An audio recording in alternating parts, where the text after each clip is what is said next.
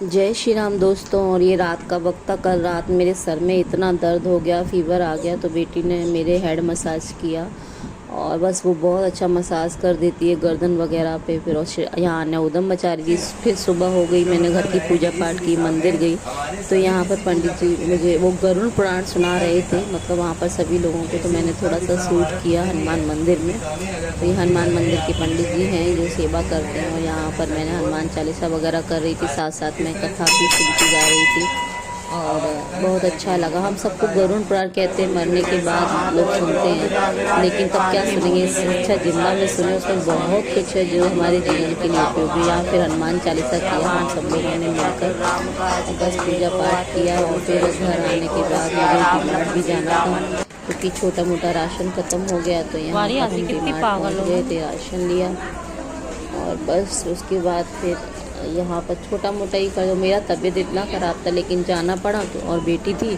क्योंकि फिर बेटी क्लास चली जाती, टाइम नहीं मिलता, और हस्बैंड को तो टाइम मिलता ही नहीं है, उनका तो संडे भी छुट्टी नहीं रहता है। तो बंद क्यों तो बस यहाँ पर हम लोग पहुँच गए थे। और अच्छी बात तो ये थी कि भीड़ भी ज़्यादा नहीं थी और हमें सामान भी थोड़ा ही लेना था, क्योंकि अभी दिवाली आ रही है तो साफ़ सफाई करने के बाद ही मैं बाकी का राशन लूँगी। तो अभी थोड़ा बहुत जो आटा, इसका हगीज़ वगैरह, जो थोड़ा बहुत दाल, जो चूड़ा वगैरह ख़त्म हो गया था, नमकीन वगैरह, नाश्ते की चीज़ें, वो अचार वचार, वो सब थोड़ा सा लिया। बस यहाँ पर लेने के बाद यहाँ पर हो गया बिल हमारा। बिल करने के बाद तो हम लोग घर के लिए निकल जाते हैं।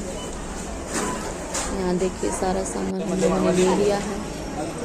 बस इस तरीके से आज का दिन गया। तबीयत थोड़ी सी ठीक नहीं है तो आप लोग भी दुआ कीजिए मैं जल्दी से ठीक हो जाऊँ, और आगे का वीडियो आप लोग देखिए। जय श्री राम दोस्तों, कैसे हैं आप लोग। और पितृपक्ष स्टार्ट हो गया, 17 तारीख से ही स्टार्ट हो गया। मैं थोड़ा कंफ्यूज थी उस दिन, और अभी मेरा तबीयत बहुत खराब हो गया है। क्या पता, 2 दिन से बहुत परेशान हूँ मैं, बहुत वीकनेस लग रहा है। शायद जो वायरल चल रहा है वही हो रहा है। मुझे हाथ पैर बहुत पेन हो रहा है मेरे। और अभी सारा काम करके आई हूँ। अभी डीमार्ट गई थी, राशन वगैरह कुछ थोड़ा बहुत खत्म हो गया था, बेसिक राशन, उसे लेने गई थी। तो कई सारे लोग, मेरे जो बहन लोग हैं, मेरे जो व्यूअर्स हैं, वो लोग पितृपक्ष का वीडियो चाहते थे कि दीदी हम पितृपक्ष में ऐसा क्या करें। तो मैं आपको एक बता दूं, पितृपक्ष एक ऐसा टाइम है ना, एक चीज हमेशा याद रखना, अगर हमारे पितर खुश हैं तो हमारी लाइफ स्मूथ है। अगर पितर गुस्सा है, यानी पित्र जो है हमारे, जो पित्र किसे कहा जाता है, जो हमारे अपने हमें छोड़कर चले गए हैं, उन्हें पित्र कहा जाता है। और वो किसी ना किसी रूप में पितृ पक्ष के टाइम, ये जो समय चल रहा है, इस समय में वो हमारे पास आते हैं, कौए के रूप में, गाय के रूप में, या कोई ना कोई जानवर या किसी के रूप में आते हैं। आप ये जो समय होता है ना, ये 15 दिन, ये शुक्ल पक्ष में स्टार्ट होता है, अमावस्या पे खत्म होता है ये। और ये जो समय होता है ना, इस समय में दान पुण्य बहुत ज्यादा, जितना हो सके आपको करना चाहिए। कभी भी मतलब किसी को भूखा ना भेजें। कोई आए अगर आपसे मांग रहा है, वैसे तो हमें खुद से देना चाहिए, अगर किसी ने मांगा है तो हमेशा उसे दे। तो इन चीजों का खास ख्याल रखना चाहिए। अब मैं आपको बताती हूँ, मैंने नोट डाउन किया है कि हमें क्या करना चाहिए पितृपक्ष में और क्या नहीं। अब करना क्या चाहिए, सबसे पहले कौआ, कुत्ते, गाय, इनको भोजन जरूर कराना चाहिए। रोज हम जो पहली रोटी निकालें उसी को, मतलब स्टार्टिंग का जो खाना है, कौआ, कुत्ते, गाय और भगवान, ये सब 5 तरीके का 5 भोग अलग अलग निकालें और अग्निदेव को भी भोग दें।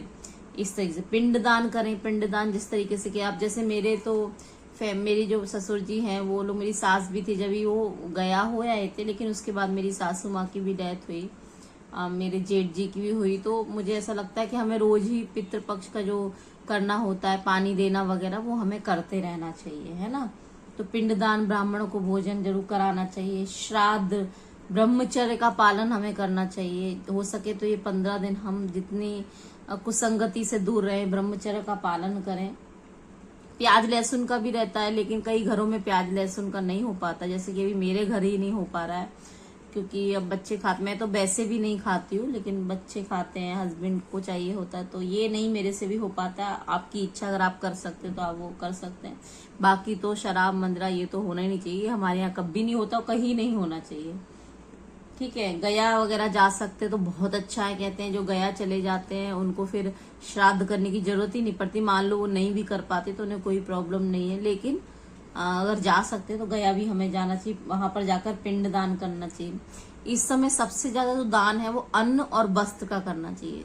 ये बहुत अच्छा दान है, अपने पूरे परिवार के ऊपर से उसार कर अन्न दान, वस्त्र दान ये आप कीजिए, इसका बहुत ज्यादा फल आपको मिलता है। कहते हैं ना जो हमारे पूर्वज है, किसी के पास कपड़े नहीं है, कोई भूखा है, तो हम जिसे दान करेंगे, जिसे जैसे हम गाय को रोटी खिलाते हैं, जो खाना खिलाएंगे, हम जिसे दान करेंगे वो हमारे पूर्वज तक जाता है, ये कहा जाता है।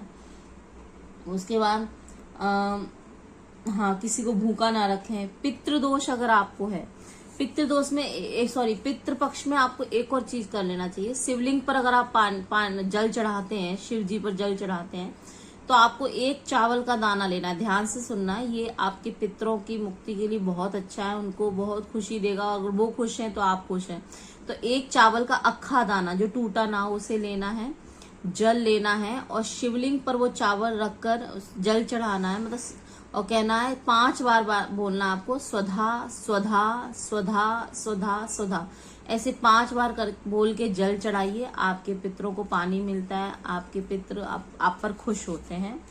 तो ये एक बहुत अच्छा उपाय आप कर सकते हैं। अब क्या नहीं करना चाहिए, इसमें लिखा है सोना चांदी नए वस्त्र नहीं खरीदने चाहिए, कुछ भी नया कार्य कहते हैं नहीं करना चाहिए। नया घर, नया ऑफिस वगैरह ना खरीदें। मांगलिक कार्य, शादी विवाह सगाई मुंडन, ये सब नहीं करने चाहिए, है ना। और हेयर कट, नाखून नहीं कटवाने चाहिए, हेयर कट नहीं करवाने चाहिए। गृह प्रवेश वगैरह नहीं करना चाहिए, कोई भी मांगलिक कार्य नहीं करना चाहिए। और एक उपाय मैं आपको हनुमान दादा का बताती हूँ। मैंने आज ही सुना है किसी महान इंसान के मुंह से, मतलब मैंने उनका वीडियो देखती हूँ और उन्होंने कहा है कि अगर हम पितृ पक्ष में अपने पूर्वजों के लिए, जैसे कि आप हनुमान चालीसा करते हो, 1 2 5 10 11 जो भी करते हो, आप एक हनुमान चालीसा अपने पूर्वज के लिए कीजिए, उनका नाम उनका गोत्र लेकर कि ये हनुमान चालीसा का फल मेरे पूर्वजों को दिया जाए, तो उसका बहुत फायदा होता है। आप शाम के वक्त जो सुंदर कांड करते हो, तो इन 15 दिन के सुंदर कांड का फल अपने पूर्वजों को पहुंचाइए कि मेरा ये सुंदर कांड मेरे पूर्वजों को इसका फल मिले, वो सुने, तो उसका भी बहुत फल होता है। देखिए जिस घर में पितृ नाराज है ना, उस घर में कोई भी उपाय नहीं चल पाएगा। इसलिए अपने पितर को खुश करने का ये एक समय होता है। तो 15 दिन इनको, वैसे भी मैं तो आपको बता दूं, मेरे घर कौआ खुद से आता है रोटी लेने, और ये पहले नहीं होता था, ये मतलब कुछ 2-1 महीने से होने लगा और मैं बहुत खुश हूँ। और मैं पहला जो भगवान का निकालने के बाद उनको रोटी देती हूँ, जो भी बना होता है वो मैं कौए को देती हूँ, वो आराम से खाता है और एक दिन में 3-4 बार आता है। तो ये बहुत अच्छी बात है। तो मैं तो रोज ही खाना निकालती हूँ, ऐसा नहीं कि पितृपक्ष में, लेकिन पितृपक्ष में स्पेशली हमें करना चाहिए अगर आप बिजी हैं तो। अब मैं आपको एक उपाय बताती हूँ, जो कुछ नहीं कर पा रहे वो क्या कर सकते हैं। एक मीठी रोटी बनाएं, रोटी या पराठा आप बनाएं, उसमें दोनों तरफ घी लगा लें, मतलब अच्छे से सेक कर उस पर दोनों तरफ घी लगा लें, घी से बनाएं, ठीक है। उसके 5 टुकड़े करें, 5 टुकड़े। एक टुकड़ा आपको देना है पक्षियों को, कौए को, यानी कौए को दे दो या पक्षी, कौआ नहीं मिलता कई जगह, कौए नहीं होते तो आप पक्षी को दे दो।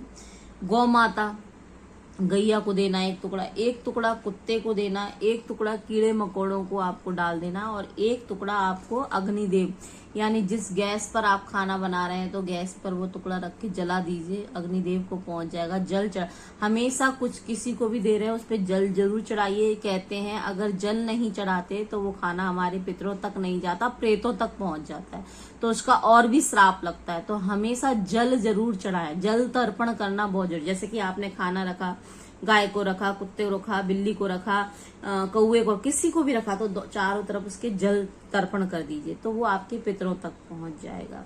और हनुमान जी का पाठ कीजिए अपने पितरों के लिए, उनसे क्षमा याचना मांगिए, कोई गलती ना हो गई हो आपसे, और इस तरीके से 15 दिन तक पितरों की सेवा कीजिए। देखिए जो इंसान जिंदा होता है ना, तो कुछ नहीं, जो मरने के बाद वो बहुत तड़प रहा होता है, आप जो खिलाएंगे वही उनके पास पहुंचेगा, उसका एक अंश उनके पास, आप जो दान करेंगे उसके ही जो वो मरने के बाद जो उनका जीवन चल रहा है, जैसा भी, वो आप ही की वजह से चलेगा।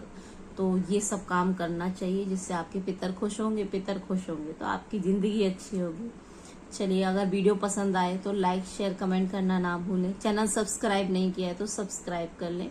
मिलते हैं नेक्स्ट वीडियो में। जय श्री राम।